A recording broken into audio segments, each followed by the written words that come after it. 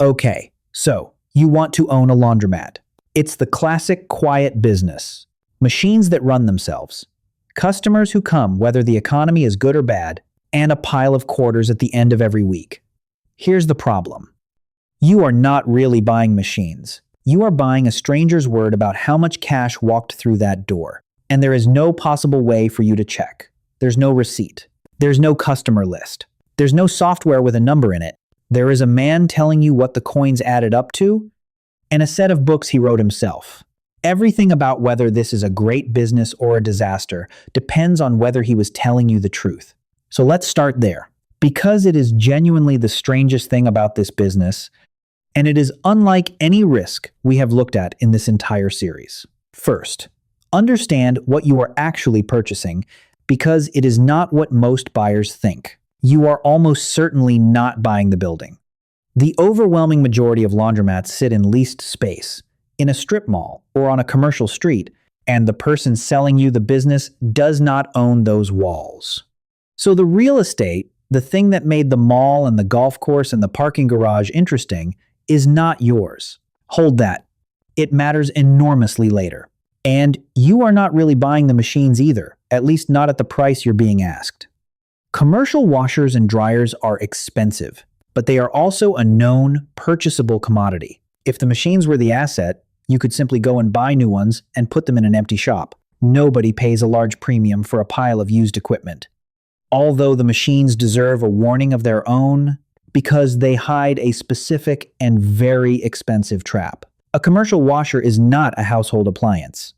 It is an industrial machine that runs dozens of cycles a day, every day, spinning heavy wet loads at high speed, and it has a finite working life. Bearings wear, motors fail, drums crack. And when a bank of machines reaches the end of that life, replacing them costs a great deal of money all at once. Now think about the seller's incentive one more time. If he is planning to sell in 18 months, what is the single easiest way to make his profit look better? Stop replacing machines. Stop doing the expensive preventative work. Let the fleet age. Every dollar he doesn't spend on maintenance shows up as a dollar of profit, and profit is what you are paying a multiple of. So you can walk into a shop that looks busy, with books that look strong, and be buying a fleet of machines that are all quietly at the end of their lives at the same time. The bill for that arrives 18 months after you take over, and it is not small, and the man who handed it to you is on a beach, which is why the age of every machine in the room is a number you write down personally and not one you take his word for. So what are you paying for? You are paying for two things: a lease and a claim about a cash flow. That's it.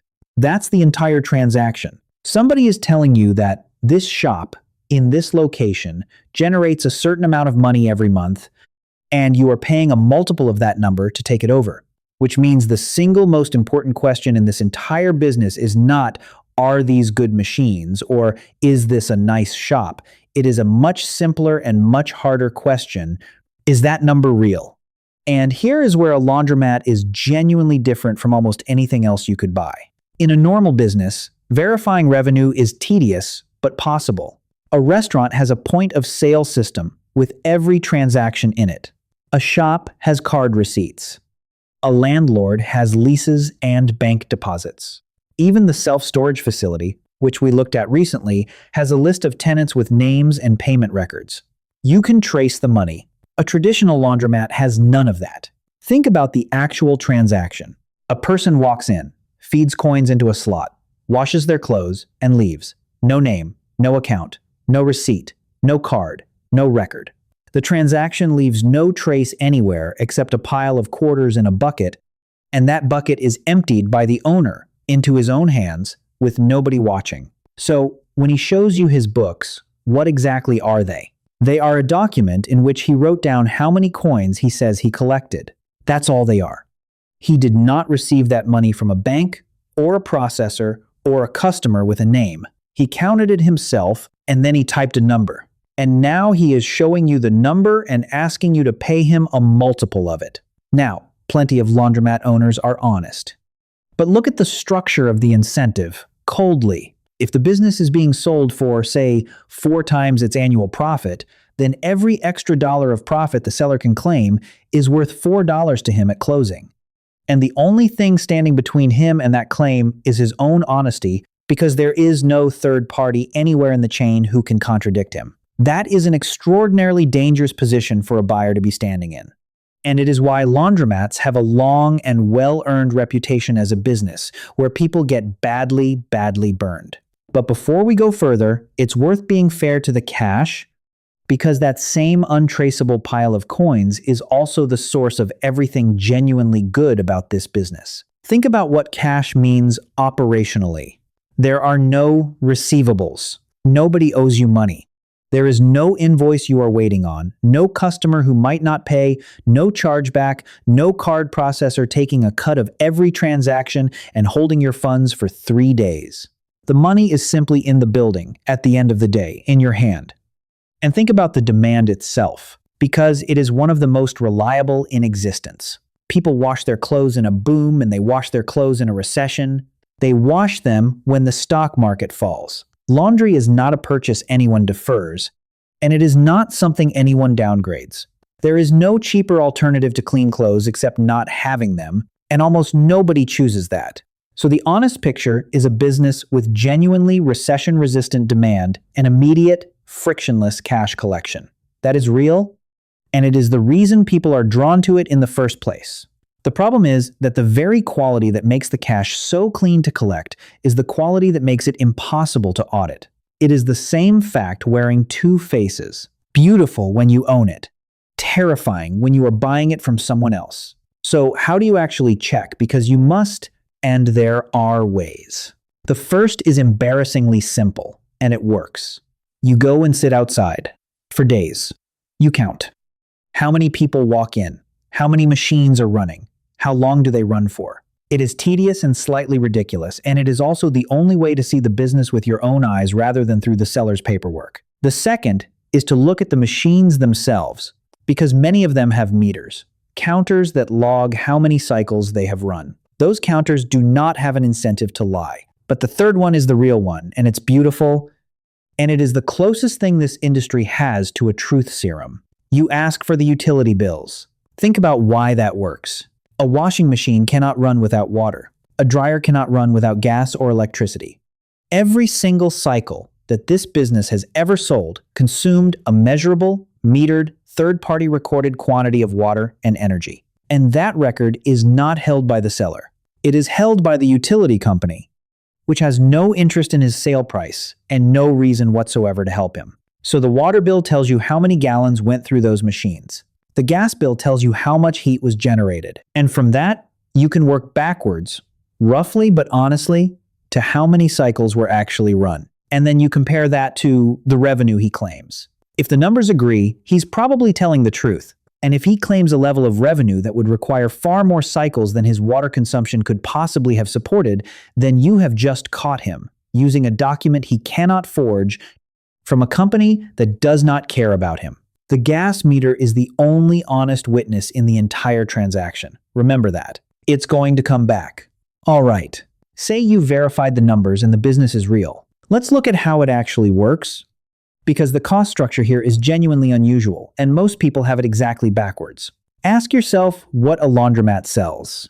The instinctive answer is clean clothes, but that's not it either. Look at what the customer is actually buying. They bring their own detergent, quite often. They bring their own clothes, obviously.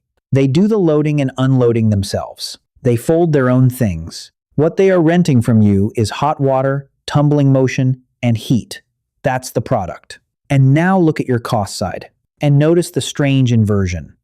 Your cost of goods sold is water, and gas, and electricity. You purchase energy and water from a utility. You use machines to convert them into a service, and you sell that service by the cycle.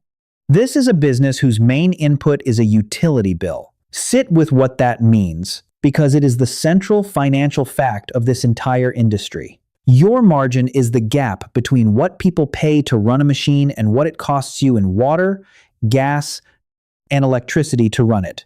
And you control precisely one side of that equation, badly. Because when the price of natural gas rises And it does. Your cost of every single dryer cycle rises immediately in the same month. But your revenue is set by a coin slot. It's a physical mechanism, calibrated to a price, in a shop where the customers are extremely price sensitive and where the competitor down the street may not have raised theirs yet. Raising prices in a coin-operated shop is slow, awkward, and visible in a way that raising them in almost any other business is not. So the honest description of a laundromat is a business that is structurally short energy prices.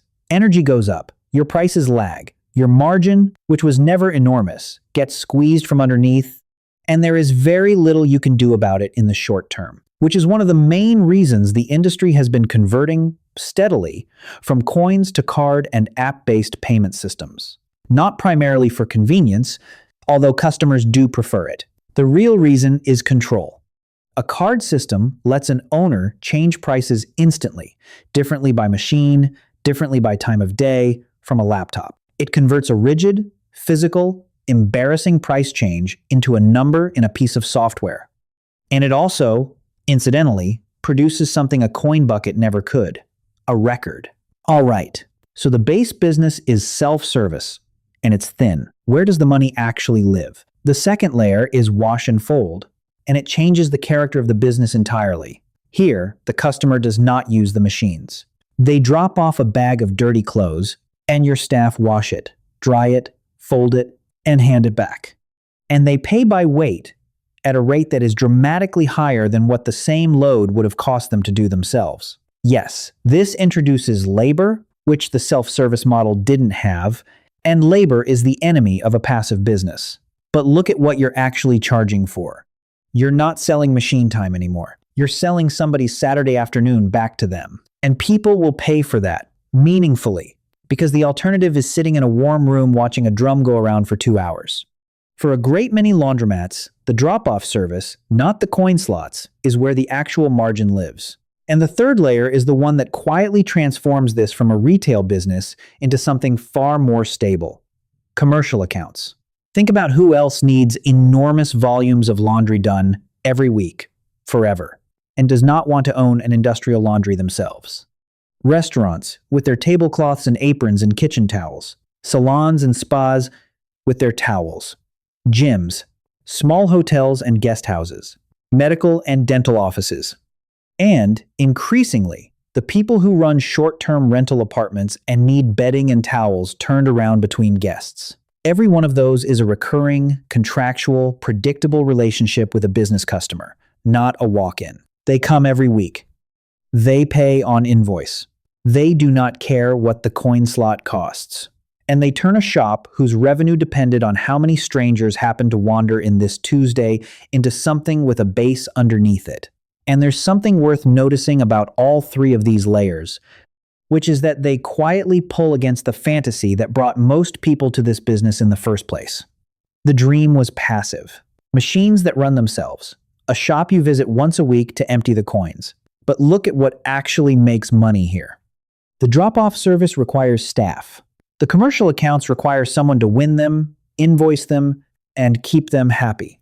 And even the self-service floor, if you want it to be busy rather than merely open, requires an attended, clean, safe, well-lit room, because a laundromat where the machines are broken and the floor is filthy and nobody is there is a laundromat that people will drive past on their way to a better one.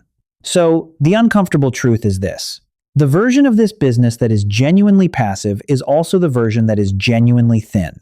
And the version that makes real money is a small service business with employees, customers, and a phone that rings. You can have the passive one or you can have the profitable one. And a great many buyers arrive expecting both and discover, slowly, that they have to choose. And then there's the fourth category, the small things bolted on. The vending machines selling detergent and dryer sheets to people who forgot theirs, at prices that reflect the fact that you are the only shop in the room.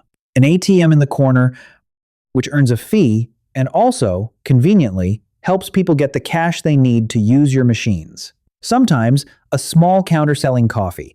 So stack it all up.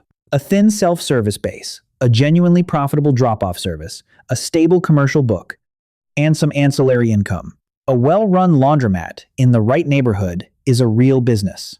So what could go wrong? And here is where we get to the trapdoor. And this business has two of them, and they are both nasty, and the second one is genuinely sad. The first one is the lease. And to understand it, you have to think about what a laundromat physically is once it's installed. You have run water lines to every washer. You have run gas lines to every dryer. You have installed drainage capable of handling a very large volume of water. You have installed venting for all that hot, humid exhaust. You have poured or reinforced the floor to hold the weight and absorb the vibration of dozens of machines spinning at high speed. You have wired the whole place for the electrical load. All of that cost an enormous amount of money, and every dollar of it is buried inside somebody else's building. Now, your lease comes up for renewal, and your landlord, who is not a fool, understands your position perfectly. He knows that your machines are bolted to his floor. He knows that your entire investment is plumbed into his walls. And he knows, with total certainty, that moving this business somewhere else would mean abandoning all of that infrastructure and rebuilding it from scratch, at enormous cost, in a new shop, while your customers scatter. Which means, on renewal day, you have no leverage. None. He can raise the rent significantly, and both of you know you will pay it because the alternative is worse. Your own capital investment has become the chain that holds you in place, and he is holding the other end of it. That is a genuinely brutal position, and it is one of the most reliable ways this business quietly stops being profitable. Not through a collapse in revenue, through a landlord who read the room correctly. But the second trapdoor is the one that I find genuinely melancholy, and it is the deepest thing about this business. Ask the obvious question. Who actually uses a laundromat? The answer is people who do not have a washing machine where they live. That's the whole customer base.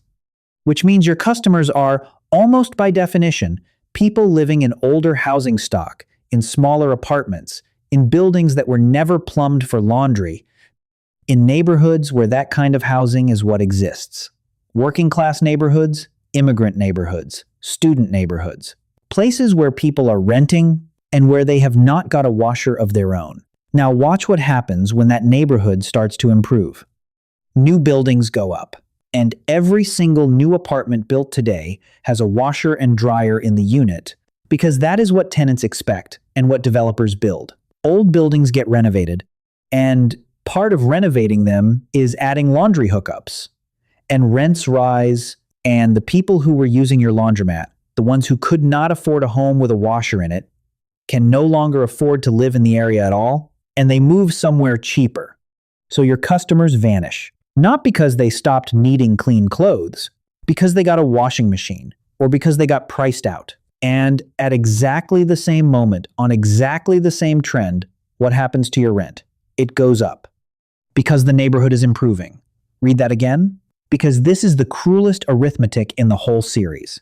The same force that raises your costs is the force that removes your customers. Gentrification does not hurt you once. It hurts you twice. From both sides, simultaneously, and there is no version of it that is good for you. A laundromat is one of the only businesses on earth for which the neighborhood getting nicer is unambiguously a catastrophe. Which is why, in city after city, you can watch the same thing happen. The laundromat on the corner that was busy for 30 years gets quieter. The rent goes up. And one day, it's a coffee shop, and the people who used to wash their clothes there don't live nearby anymore. And notice the time scale, because it's what makes this so dangerous to a buyer. This does not happen in a quarter. It happens over a decade, which is far too slow to show up in any set of books you will ever be handed, and far too fast to survive if you have just signed a 20-year commitment to a room full of bolted-down machines. The trend that will decide your outcome is completely invisible in the financials and completely visible on the street outside if you are willing to go and look at what is being built. So let's answer the question we started with. What do you actually own when you own a laundromat? You own a set of machines that you cannot move, bolted into a building you do not own, serving customers whose presence in the neighborhood is temporary, on the strength of a revenue figure that a stranger gave you and that nobody can independently confirm. That's the honest description. And it's why this business, which looks like the sleepiest and simplest thing in this entire series, is in some ways the one that requires the most careful eyes. But notice something. Every one of those problems has an answer.